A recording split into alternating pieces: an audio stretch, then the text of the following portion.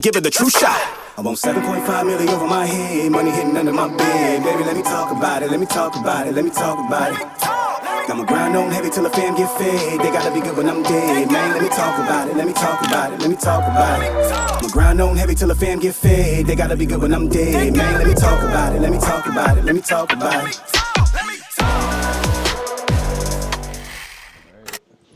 And since I'm sitting, there are two other people I want to recognize. I want to recognize my sister, Lisa Williams, right there.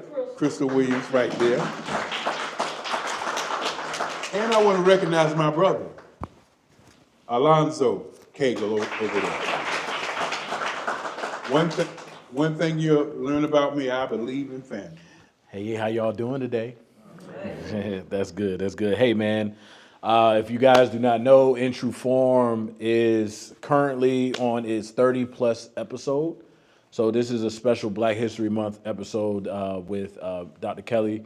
And I'd like to also kind of tell you guys how we met. So a few weeks ago, I did a live podcast right here off of Paris Street at one of the Black Wall Street. Black Wall Street Durham Gallery. And I interviewed Amos Cooper Jr. and Tobias Rose.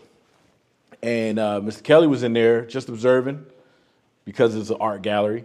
And he was very intrigued on the way my style is. So In True Form is a podcast that allows individuals to talk about their bringing up. So it could be a comedian, it could be a business entrepreneur person, so musician, actors like my brother Ken over there. You get on and you talk about how you got started. You can find the episodes on YouTube, and it's also on the Roku. If you have a Roku at home with that actual Roku remote, you can actually put in Fifth Sun Television, and that's where you'll see majority of my episodes on there. And if you like to listen to podcasts, they're on Spotify, Apple Music, and iHeartRadio. So what I typically like to do is I like to give my warm introductions to my guests.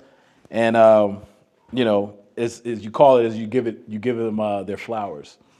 So Mr. Kelly doesn't know what I'm about to say. And a lot of this is just random questions that I've pulled out of the hat from Mr. Kelly. So he's not really prepared to answer any of these questions, but that's what makes it great. It's very authentic. So, and before we go any further, I know it doesn't matter to me what you call me, but my mama will whoop me if you call me the wrong thing.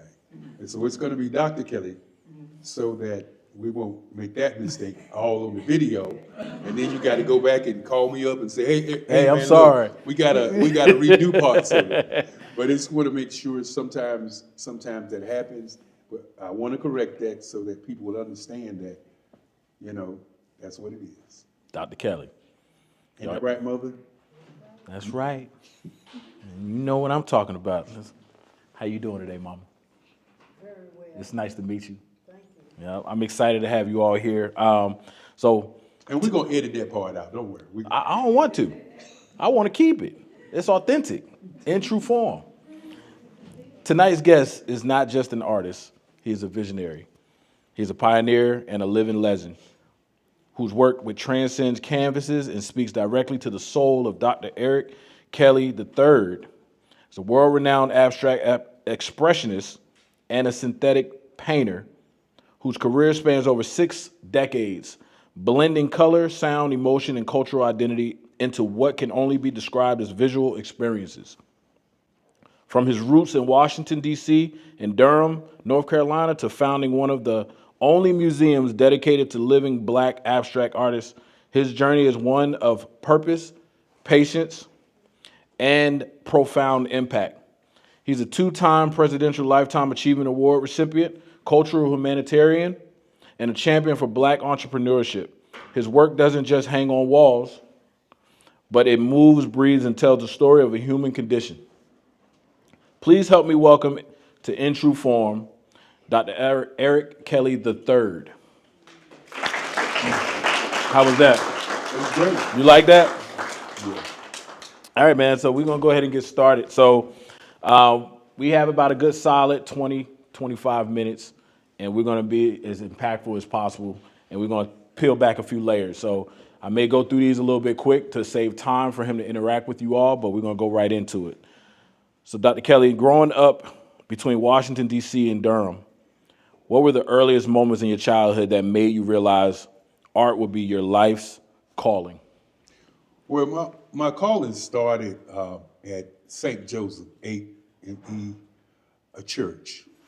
My grandmother, Lovella Stansel Kelly, was taking me to church, and I was running around the church and everything, and she gave me an ink pen. And I took that ink pen and I started drawing. I don't know why, but I sat down and I started drawing with that ink pen. And that was really the first notion that I got in terms of art, because I really didn't know what art was. And as I was sitting there with that ink pen, you know, as I grew and I talked to my grandmother, she said that the picture that I drew looked like the picture that was in the choir. And so that was my first touch of art. And from that moment on, I just kind of kept it kind of to myself. Every time I wanted some peace, I would draw. Did you ever get in trouble for drawing on walls? Well, I did. Well, you got to understand. First of all, you got to understand my family. You know, you got rules. You know, you're not drawing on the wall. You're not drawing on people's clothes. Right. You're not doing. I would say you're not doing the average kid stuff, because we had boundaries. And so I never drew on the wall, and never got a whooping for drawing. Ever. Well, I did. I was driving in the backseat of my mom's Dodge Shadow, and I was drawing, and that was the last time I tried to draw anything because I got my butt whooped for it. So more power to your mom for giving you that opportunity of being able to do that. But you talked about being in the church earlier. With St. Joseph AME that you mentioned. How did your faith and your spirituality shape you up in that environment for your emotional depth that you now see that we all see in your work now? Well, when you begin to talk about faith and spirituality, I always talk about, you know, how do you really feel inside? And so as I drew and as I painted and as I created work, I utilized, you know, how I felt inside about what I was drawing. You know, the biggest challenge in my work is learning what identity is. You know, when I was coming up, I used to sing, dance, and all those great things, and I was listening to a lot of music. And I can remember one of the first songs that I heard was Say It Loud, I'm Black and I'm Proud. And in my artwork, when you look at my catalog, you'll notice that I'm going through each time in terms of the eras that are going on in terms of eras. And so when you ask that question about faith and you ask that question about spirituality, I continue to say that the spirit that runs in my veins keeps me motivated, because a lot of times people say to me, how are you motivated? And I always answer them and I say, when I wake up, I'm motivated. When I get that air, I'm motivated. And so that's what I would say to that. I love it, man. You were at Hillside High School, and then later as the first art scholarship recipient for NCCU. What challenges did you face as a young black artist trying to find your voice and your place? Well, at Hillside High School, I was pretty popular, running the halls, me and my best friend. You play sports? A little bit here and there. Okay. My energy for what I wanted to do was always in front of me. And I was stopped in the hall by my art teacher, my English teacher, and my history teacher. And they took me into the teacher's lounge, and they said to me that I was not going to graduate. And I was like, what you mean I'm not going to graduate? And my art teacher, who was the ringleader, said, well, every day you come to my class, you play around, and then when it's time for the project, you walk in the class quiet, and you do the best art in the school. I didn't notice that. I just thought I was going to school. And so my Black history teacher said, you know, you're going to have to draw for me. My English teacher said, and you're going to have to draw for me. And my art teacher said, and you're going to have to do 3 projects now as opposed to 1 project, because as my mother would say, when you're talented and you don't utilize your talent, you're cheating the world. And so at Hillside High School is where everything started for me, because this was the first time that I even thought about I had a talent. You know, I didn't think art was really a big deal. I just thought It was easy. It was what I did. Yeah. And so each morning I would go home and I would draw pictures for these 3 teachers, and I would bring them to their classes. Now, if you know me, the first question I asked them was I going to get extra credit? And they said, we're not going to give you extra credit for something that you can do. Yeah. And so that gave me a realization that, you know, if you can do something, do that. Don't let your talent disappear. And so at the end of the year, the Durham Lynx, and I shout the Durham Lynx out a lot because Who are the Durham Lynx? I'm not familiar with it. the Durham Lynx are a organization here in Durham, North Carolina, of professional women. Okay. And they give out trophies and they give out awards and they do great things in the community. And so I did so much work. I had a hall full of work, and Miss Dow wanted to put me into an art contest. And I said, I don't want to be in an art contest. And she said, why? I said, because I don't like people judging what I do. And this just was me as a kid. I just didn't believe in judging. But she said, no, I'm gonna put you in this contest. Hillside had won the contest the previous year. A guy by the name of Ricky Cooper won it. So I thought, okay, it's a trophy for the state of North Carolina. And we heard that that trophy was gonna go to one of the other schools. But when those ladies came to Hillside High School and saw all the work that I had done, they gave me $500 and they gave me a trophy. And I was all in the newspaper, I was all on television, and then I got people sending me letters to come to school. And so I chose to go to North Carolina Central University. One of the things I tell people all the time is this, and people ask me, why do you choose Central? At the time that I chose North Carolina Central University, the top Black artist in the country was there. Ernie Barnes had went there, and if you don't know Ernie Barnes, he's a great artist that did the Good Times pictures that you saw on television. When the dude was like this. Yeah, all the elongated stuff.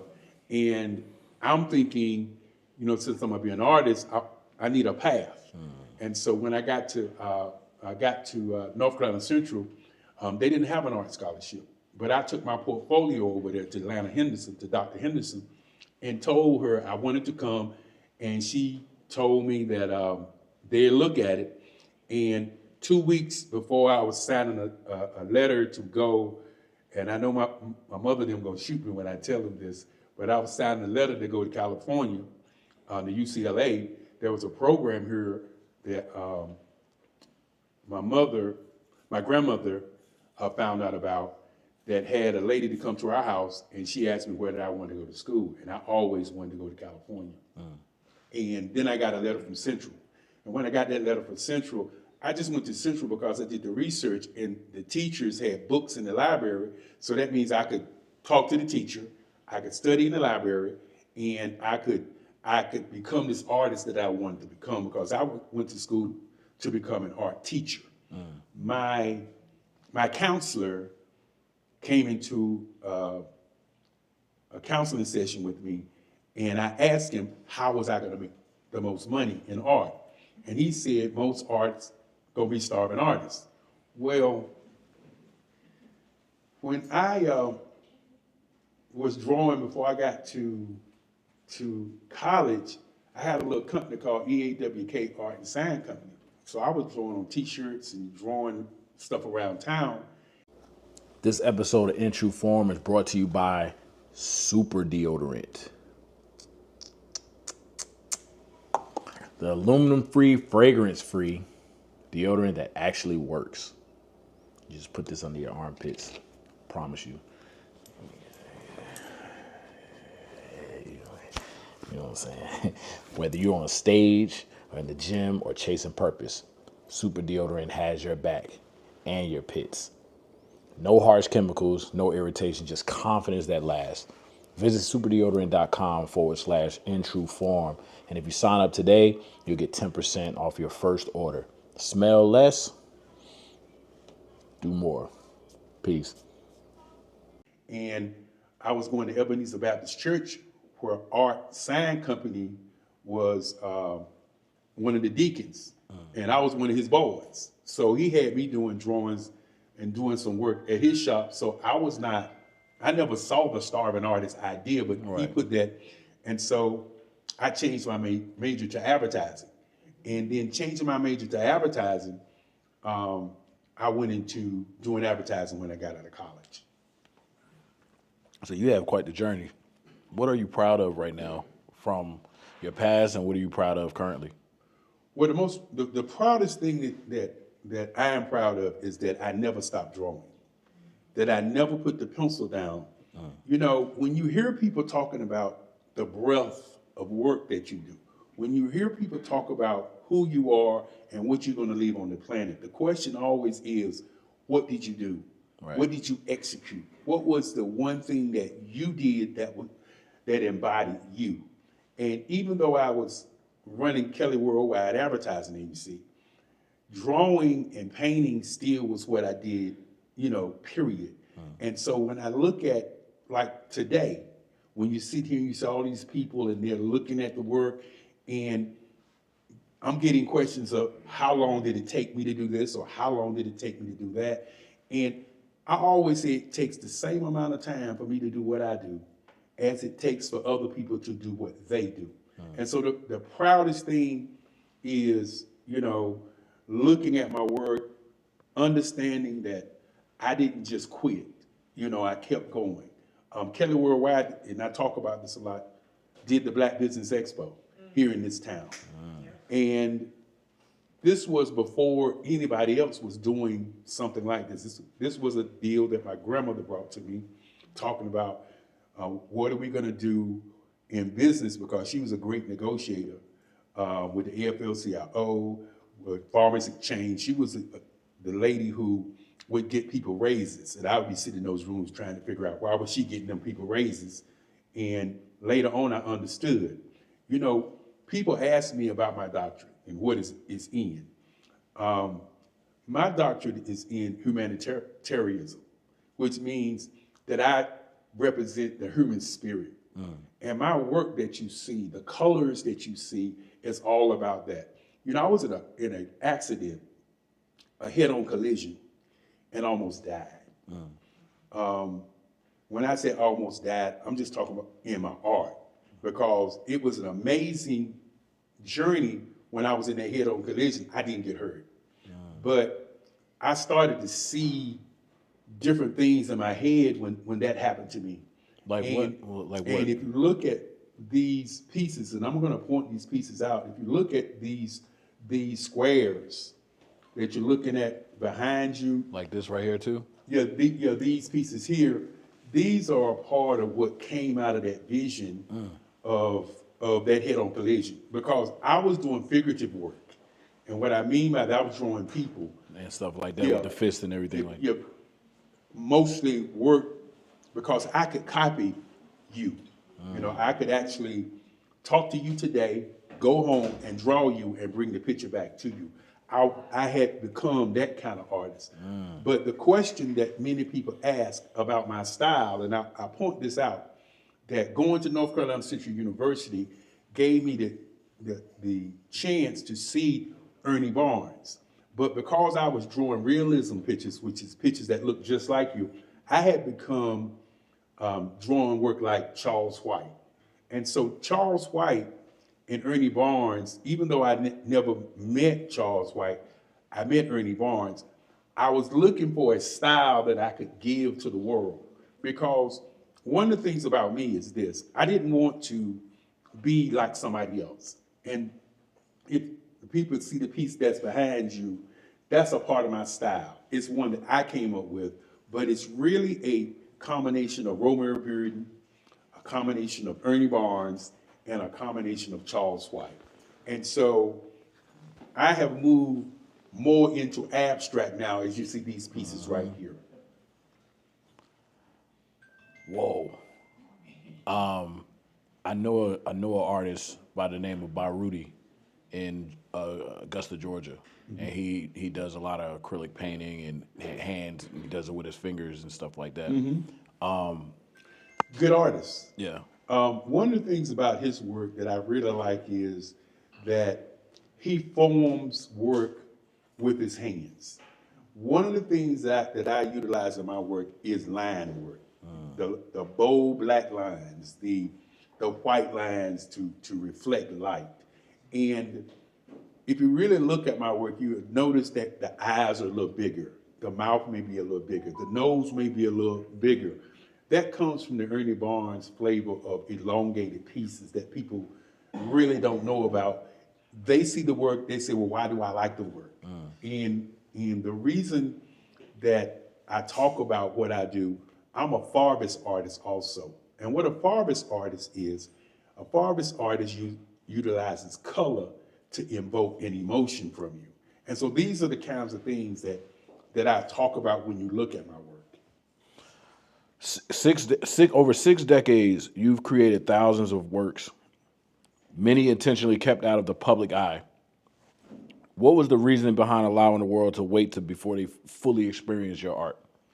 Well, some of that's fear, and some of that's and I say that really, some of that's fear, and some of that's looking to be in the right place at the right time.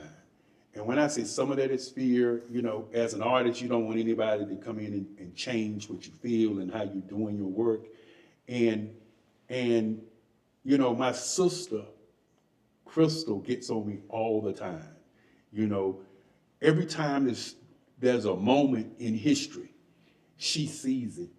And then she'll come to me and say, hey, you need to do such and such and such. And I can remember when Barack Obama was running for president and they was having the thing down in Charlotte. And my sister was on me about that, and I didn't do it.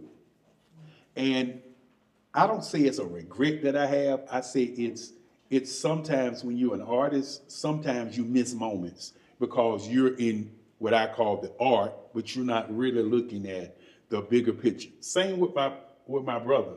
My brother sees a lot of great things that are happening, and he gets on me too about it. And I'm working harder and harder to change those kinds of things, because this moment right now is a moment that should be happening every month of my life. Yeah. And so I'm working toward making that change. You ever grown super attached to one of your pieces that you just was like, I gotta have this. This is mine. I don't want the world to see it. Do you still have one of those pieces with you today? I'm smiling because my mama would probably say all of them. But everything's for sale. Again, when you're an artist, you're looking at, what are you saying to the people? What is the message that you're giving them? What are you trying to invoke on them? In other words, each piece that they buy, they're buying a piece to live with. And you're doing a piece with the idea that that's a possibility.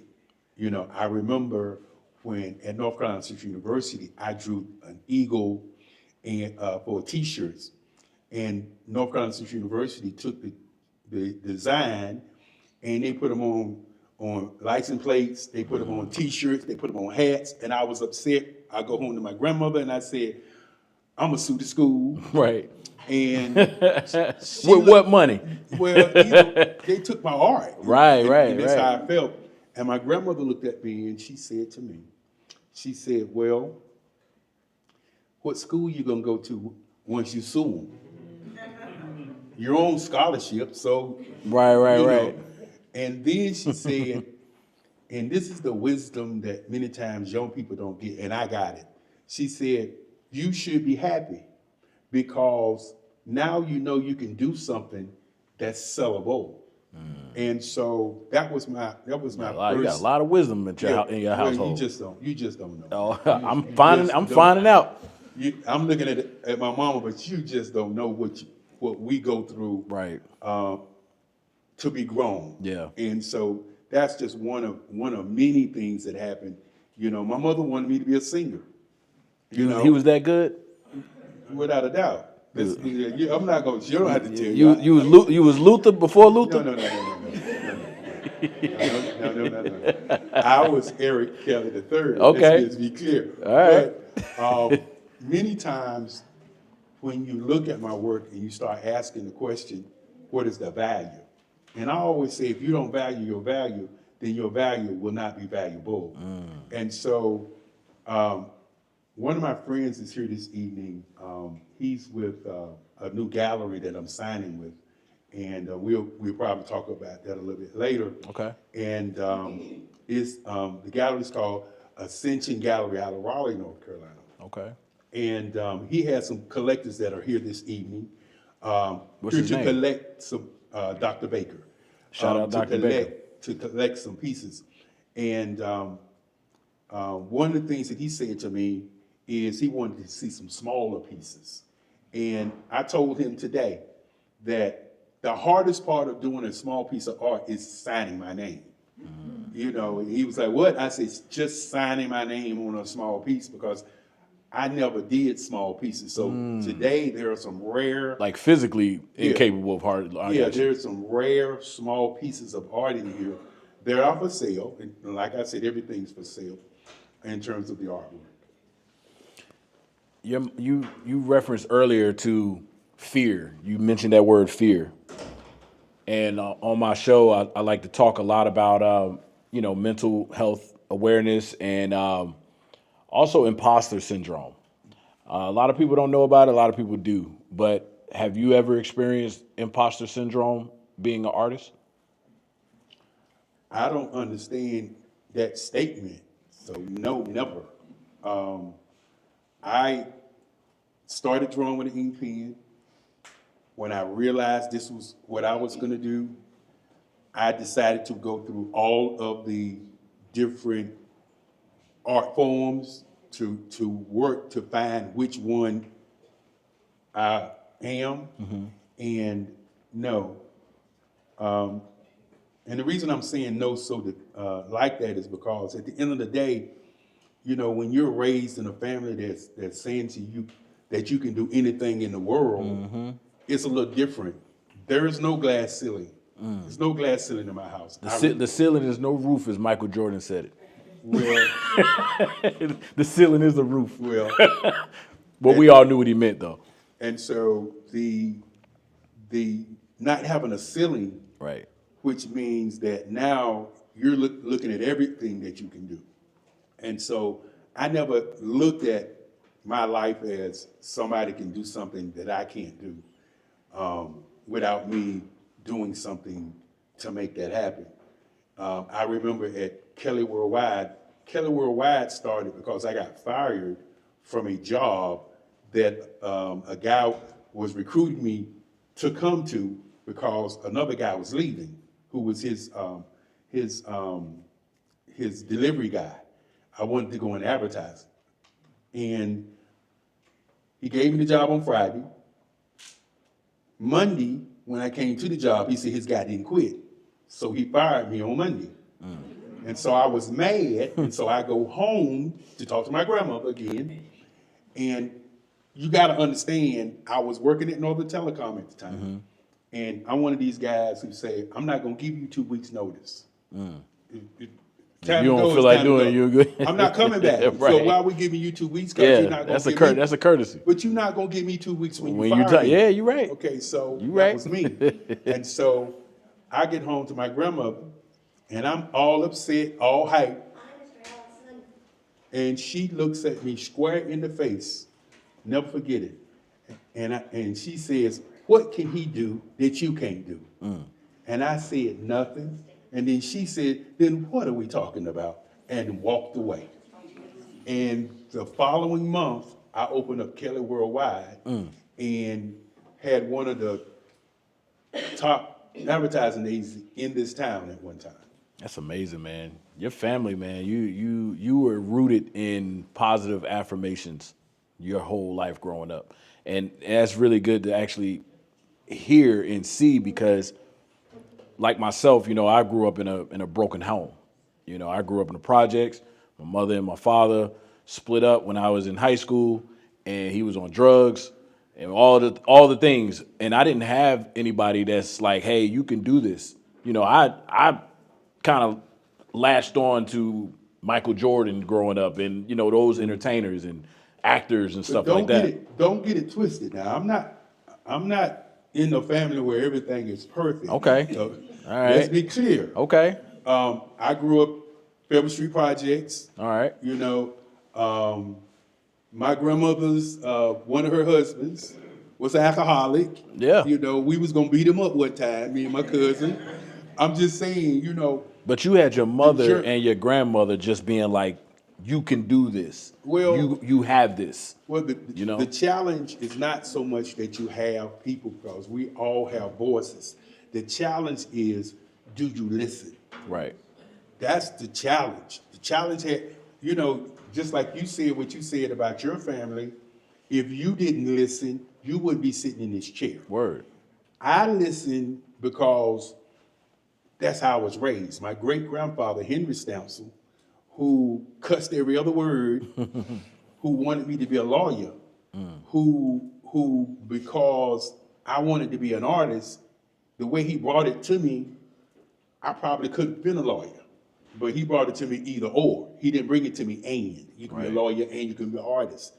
And so at the end of the day, listening, hearing what he said was important, because once I showed him I wanted to be an artist, he said, okay, I'm going to take you to a museum. He was wealthy. Right. I used to try to get the money, and he would always say his money is his money. He used to give out money at Christmas time. He had jars of quarters. He had jars of dollars. He had jars of $5. He had jars of dimes. He had jars of nickels. And he would pass them out to all of us. And I was his favorite. And so I would always get the money right there in front of everybody. And then later on, he'd pull me to the side and say, I started to say my nickname. But what's the nickname? No, you're not going to get that. Let me find out it's Pookie or something. No, it's not. It's not allowed.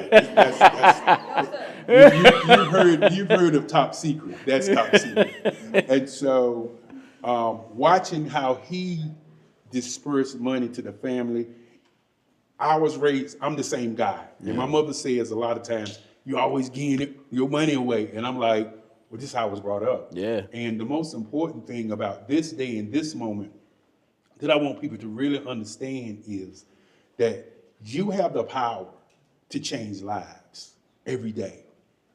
The question becomes, why don't we change lives every day? And so my work is about, again, world peace. That's what the colors are about. My work is about identity. That's what I'm trying to share with people. But more importantly, the name of this show, and nobody's probably even noticed the name of this show, I named this show The American African. And the reason I named this show The American African is because African people on this continent, or black people on this continent, are always pulled away from their greatness of help building this country. It was 125 years in 1619 when the first ship hit here. We're not talking about 1776. 1876. We're talking about 1619. That was 125 years that black people came to this continent to help build this country. And so if you look at the pieces, all of the pieces represents the American African. We are Americans when we go to other continents. Why can't we be American in America? Right. And so that's what the name of this show is. How's everybody doing? It's a lot of good stuff. I do. So what I typically don't do this, but I want to do it now. Is there any question for Dr. Kelly in the audience that someone would like to ask? Speak now or forever hold your piece of art thought process. You see what I did there? We got one right over here, and we got another one. So we got two. Go for it, yeah. Before you start, if anyone is interested in doing professional headshots, if you can start slowly migrating over, they are ready for you whenever you're ready to start doing your shots. And please get those photos now. Yep, listen. Update that Facebook. The photos are for you to have and to hold, not only for this moment, but for whatever you're going to do with your business. Because this is about business. And again, if you don't have an account in this bank, get an account in this bank. This is Self-Help Credit Union, and they are about helping building communities, help building families, and most importantly, they're about service. Yep. And I didn't say anything about all of the staff. I got a classmate sitting back there in the back. Why don't you stand up? There go my classmate from Hillside High School. Stand up, Susan. Stand up, please stand. Let her stand up.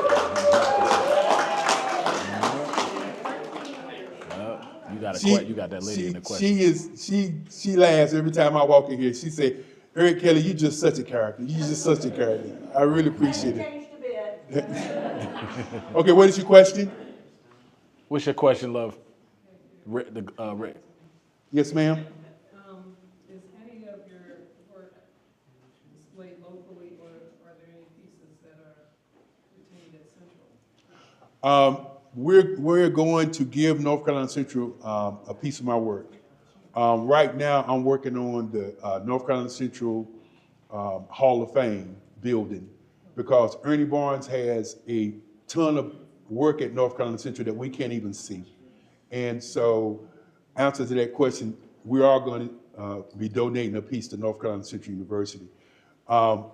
If you'd like to get a piece of my work, my website is erickellymuseum.org. And on my website, my number and everything, and you can give me a call. And I do commission work, and I do murals and those kinds of things also. Next question.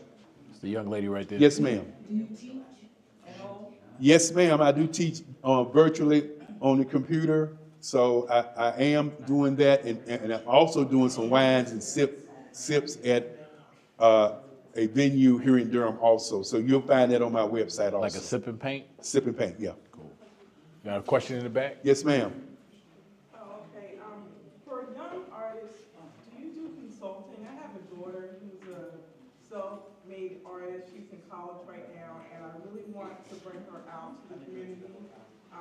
And I'm looking for someone to help consult with, getting that set up. Yes, ma'am. 919-308-9090. You can reach me there.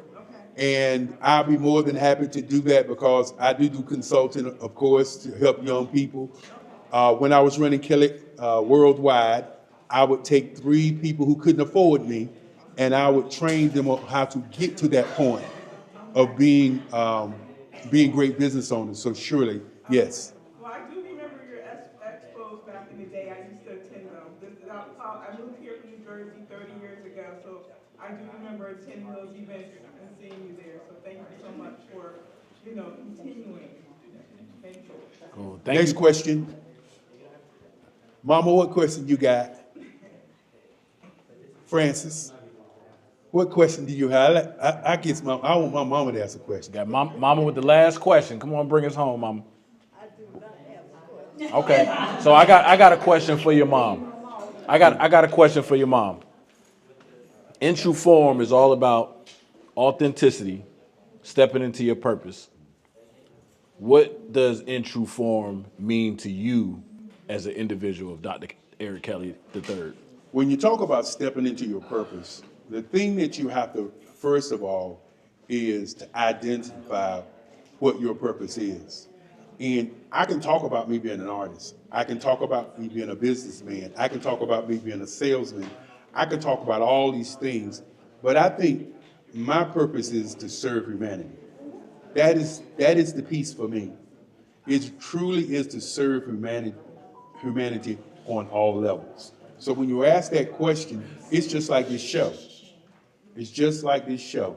This show is a service to people more than it's a service to me. That's why when y'all get a chance, please buy something.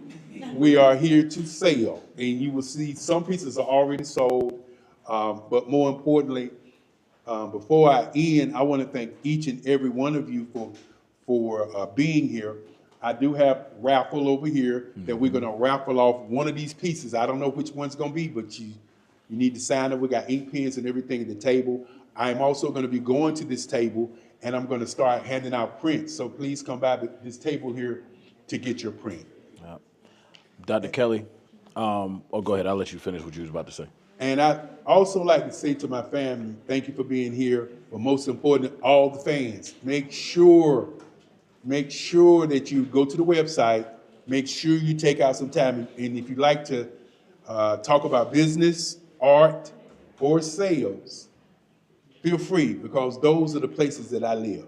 And again, as I always say, without love, there's no happiness. And without happiness, there's no peace of mind. And always remember, what you're looking for is looking for you. I love that. Hey, man, we're going to close that out with another special episode of In True Form. I appreciate my formats for tuning in, and I appreciate you all for being present and tuning in to this interview that I've had with Dr. Kelly. I appreciate you giving me the time. And we're going to do it again. It's definitely a part two is coming, because I'm telling you, I didn't even get through all the 30 questions that I had for him. So I appreciate all you guys' attentiveness here. Appreciate you.